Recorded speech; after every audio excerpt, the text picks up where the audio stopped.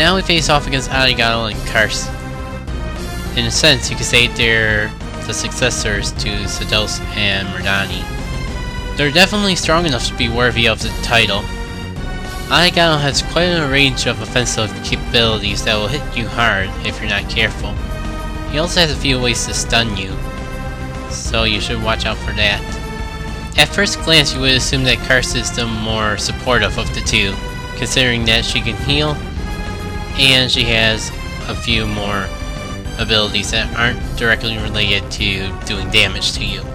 However, that's no reason to take her lightly, because she has quite a few offensive capabilities that will devastate you. One thing I want to make note here, because I was lucky enough not to run into it while fighting against her, is her ability called the Djinn Fest. It can be pretty devastating, especially if you are reliant on classes. What it basically does is take the Djinn from each of your party members and put it into the recovery state, just like if it was used for a summon, minus actually doing anything summon related. So it has come down to this: only one group of us is going to leave the lighthouse in one piece, and unfortunately the whole gang is not right with us at the moment. First thing you want to focus on is just staying alive until the rest of the party can come along. At least the part of the party that actually matters in this fight. Now, from a zoological standpoint, I have no idea why I decided to use Reflux. I guess just to show off his counter capabilities, but that will just lead up with Mars the Djinns on standby. And as you can see in the bio, and you can see in the sidebars now, attacking with fire-based summons and synergy will not do you as much good in this fight as just attacking with water-based synergy. Yeah, it's very good to have either Felix or Piers be in healing duty, preferably arrange this possibility before being separated from the rest of the group, just so you have some way to keep in good health for this portion of the fight. That's actually the big reason why I have Piers with the Beastkeeper class and have it upgraded as much as I could, because I knew this portion of the fight was coming, and I knew I would only have Felix and Piers for a good little while. With this, not only do I have a way to keep my health up, I also have a way to revive in case someone does accidentally go down in this phase, or if Felix goes down, to be more exact. Felix! I thought you were taking too long, so I came to check on you. What's going on? They say you don't need us anymore. Agatio, Felix's sister isn't supposed to be here. What do you want me to know? We can't just leave now, we gotta finish them. Don't worry, Felix, I'm here to help. And now that we have the awesome powers of Djinn on our side, things will go incredibly easier. Unfortunately, if you have Djinn in her default class, she won't be too useful in this fight, besides healing. But I took that into account. After all, Jenna should always be useful, because she's Jenna. And besides, even if you are just using her for healing, she's not a bad option. But I personally don't consider her the best option. Me, not considering Jenna the best at something? Like gaps! Never fear, it's just for this fight. Being fire devs, of course, they're going to use fire-based synergy. Agatio actually has two moves that are considered synergy that cannot be used by any of the party members on our side. And speaking of, I believe one of them's coming right now. Indeed, that is the Almighty Meteor Blow. This basically acts like a meteor summon if you ask me. I'm pretty sure it's weaker, I don't know for sure. Ouch. Yeah, you can kind of see how tough it can be. That synergy and Rising Dragon, which we saw used on Isaac, are the two synergies, 2 of 3, we could say, that are enemy exclusive synergies.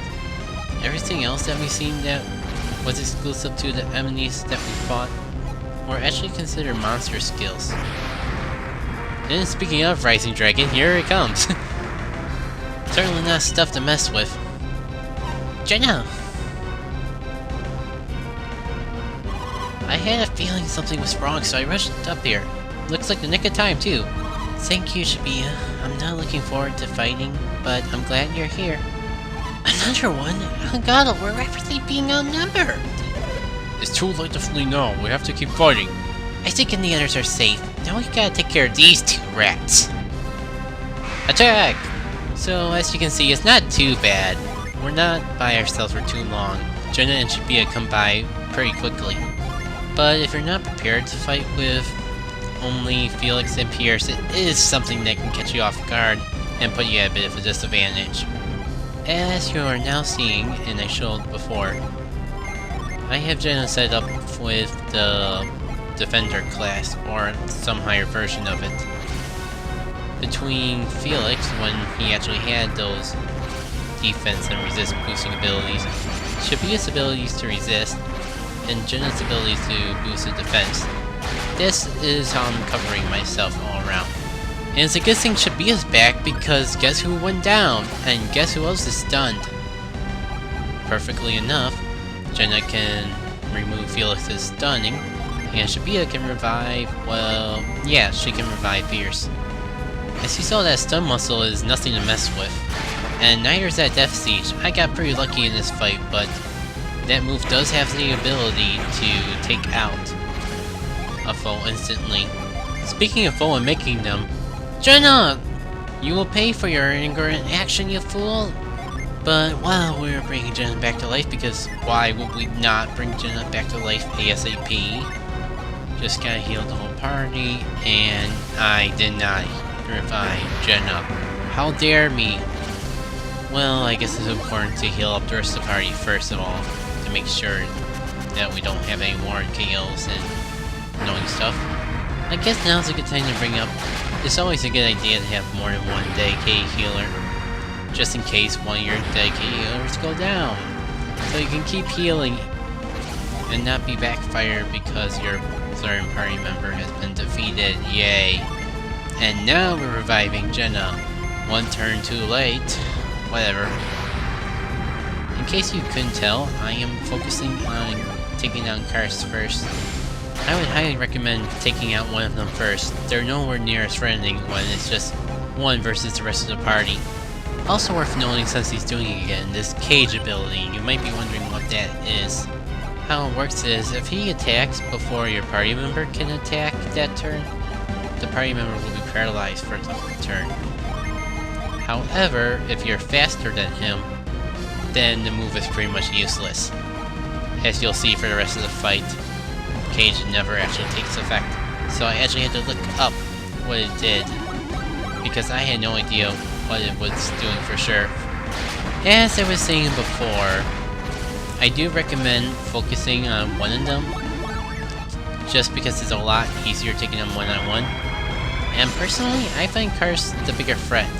Even though she may not be as offensive, she has that ability to instant KO, or at least a chance to. She has the ability to heal, which we will see in the future. And she has a wide range of fire-based synergy. And she has the ability to take away all your stats boosts. And she has the ability to lower your attack furthermore. When you compare that to just a guy with a big force and some pretty powerful attacks, it kinda adds up which one is the bigger threat, to me at least. Plus, if it has an account to you, Karst does have less health, so she would be quicker to take out. But at the end of the day, it depends on who you think is gonna give you more trouble. Now I'm gonna reveal just what makes Shibuya such a great healer, especially for the Mercury Lighthouse. So much that I would even recommend having her as a healer over Jenna of all things, especially in a fight where she is obviously going to be at a disadvantage of doing damage because she's going up against her element. As you may be able to see, the rest of my party is kind of suffering in the synergy department. Well, more Felix and Pierce because they started out to fight, and they don't have the best synergy points to begin with, but ignoring that.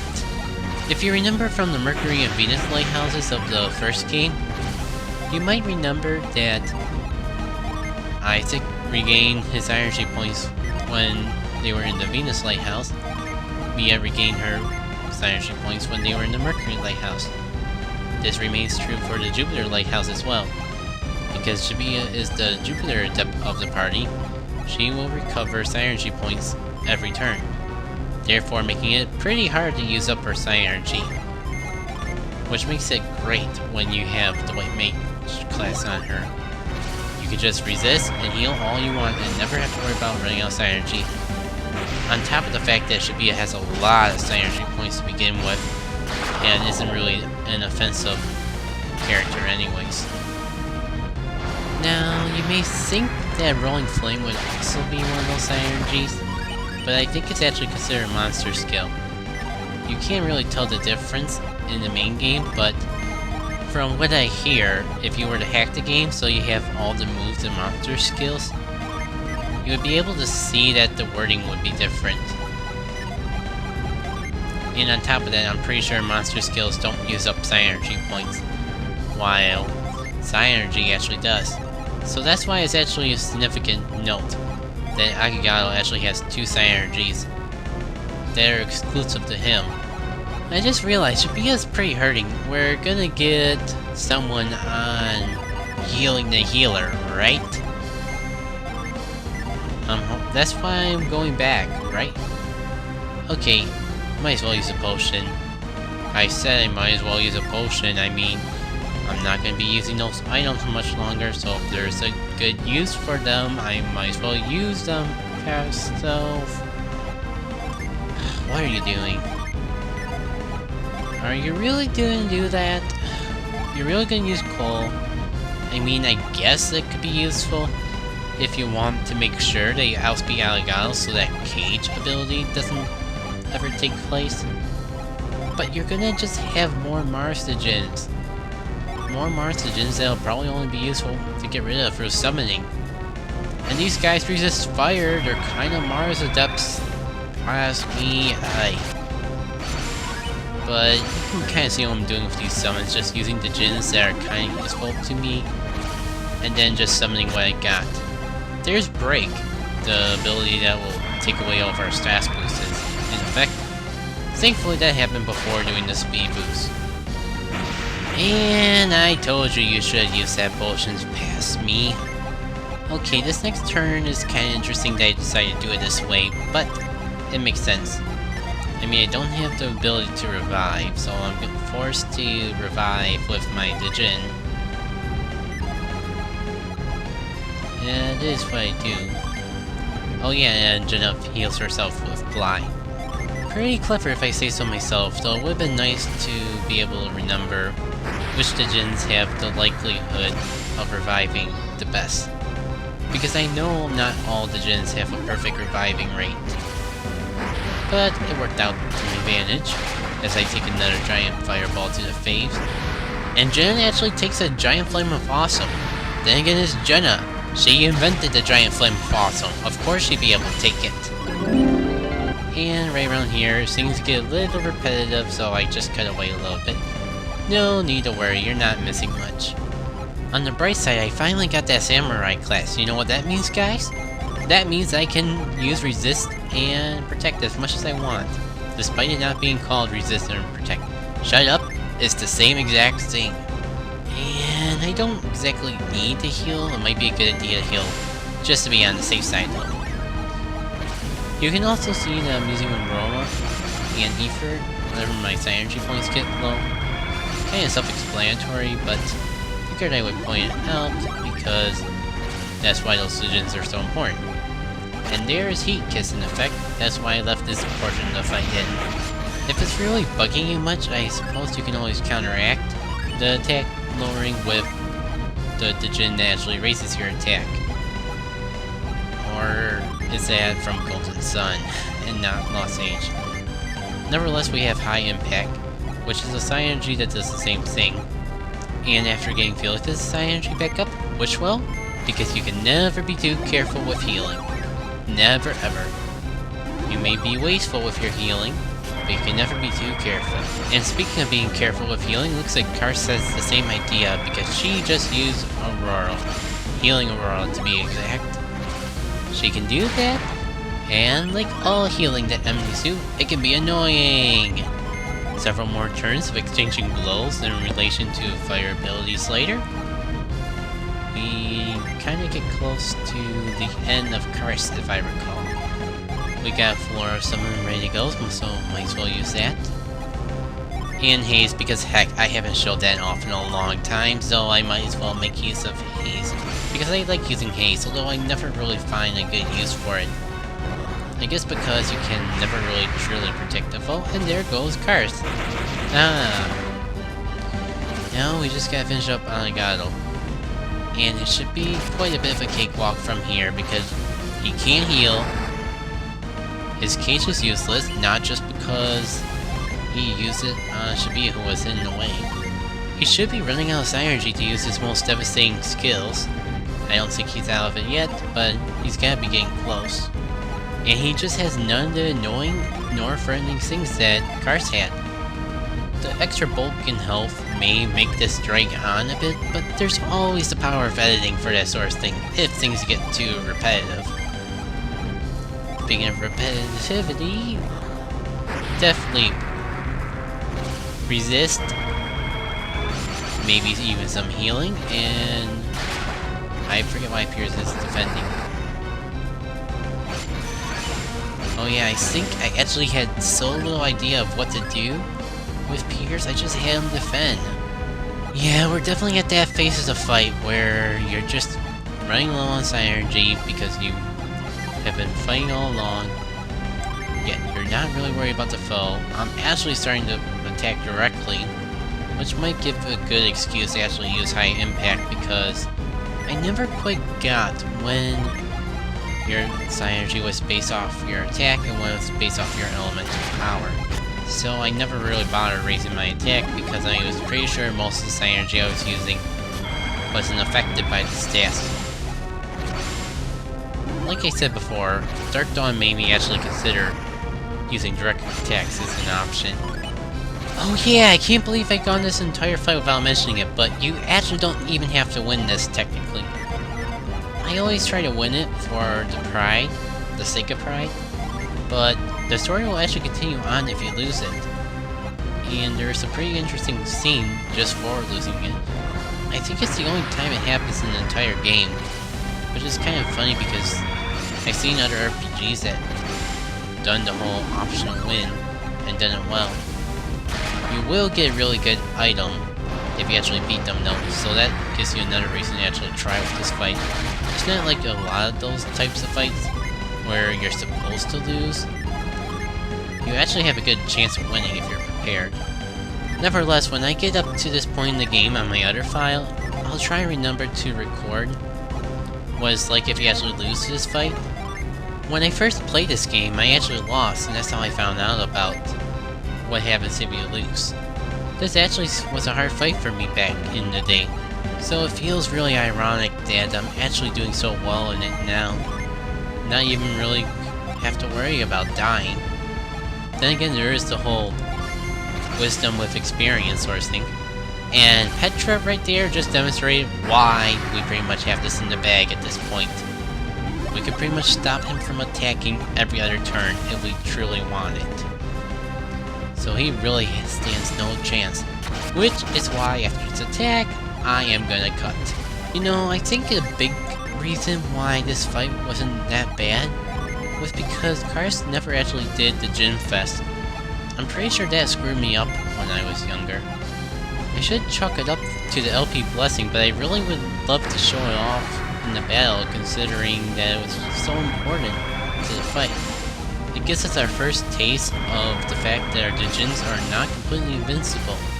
They can be affected by the battle, as well as by our own actions. And it will really come into play with some bosses later on in the game. Oh boy, it'll certainly come in play with the bosses we face later in this game. It only gets worse from here. And don't even get me started about the crazy things they do to your Djinns in Dark Dawn, especially that one fight. Wow, I didn't think they pushed the envelope that far. You won't know what I'm talking about unless you actually battle that certain boss, though. But Agatio goes down, and Karst's party has been defeated. We stopped them from killing us, yay! Shabia has grown to a new level as well. Always good for the healer to actually be up there. And the dark matter is the good thing we get out of it. We did it! We beat them. Barely. What should we do with them? Finish us! But think, what would happen to your parents if neither Settles, Mordani, nor us return? Are you saying your people would kill our parents if we don't return to Prox? I doubt that. Well then, I suppose you better finish us off, like I said. What's the matter? Are you going to do it or not?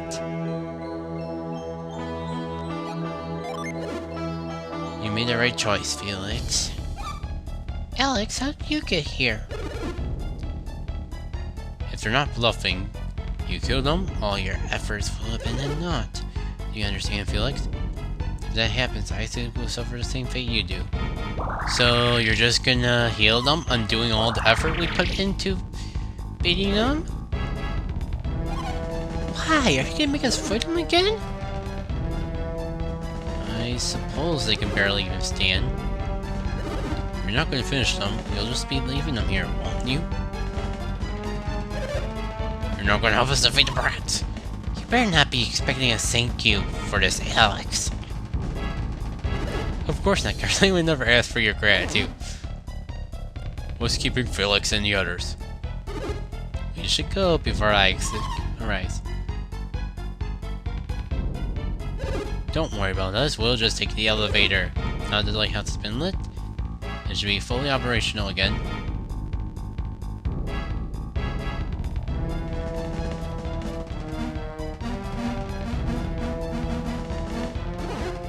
Oh, you're looking better. Felix, Jenna, Isaac, Garrett. Man, they got away. What a bunch of jerks. Alright, Felix, we want to know what's going on. It's all quite complicated, Isaac. There are a number of extenuating circumstances. What are you talking about, Kraden?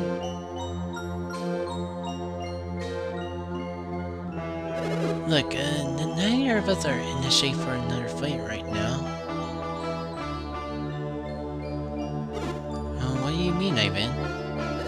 I'm just saying we should just get back to Kanago and sort things out there.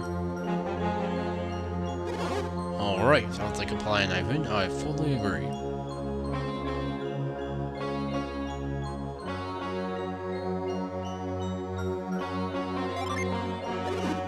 You're right, we can't fight right now. Let's head back to Kanago. What do you say, Felix? Can we talk there? We'll be waiting for you, so don't think you can sneak off again. And with that, Isaac heads off. And there's our ride down. Funny enough, it's the same ride that the people who just tried to murder us came through. That was a pretty long battle we endured, so the only thing we can do is go to Kanago, speak with Isaac, and hopefully get our differences cleared out once and for all. So that will be the next episode. This has been Jackit, and until then, see you all later.